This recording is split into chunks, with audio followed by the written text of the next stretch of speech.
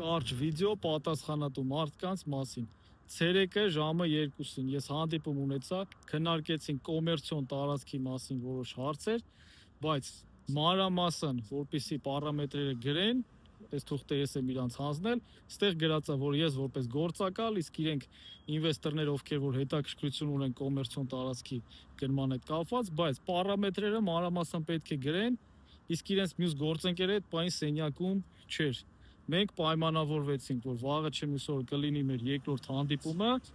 պարզապես պարամետրերը կգրեք, ես կգամ կտեսնեմ, նոր դրանից հետո կսկսենք աշխատել։ Գիշերը 11-ն է, մարդիկ բերեցին,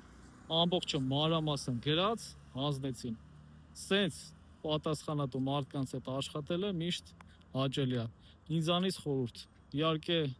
խոսքը շատ մեծ ուժ ունի, բայց ինչը վերաբերվում է անշարժ գույքի ոլորտում, հավատացեք,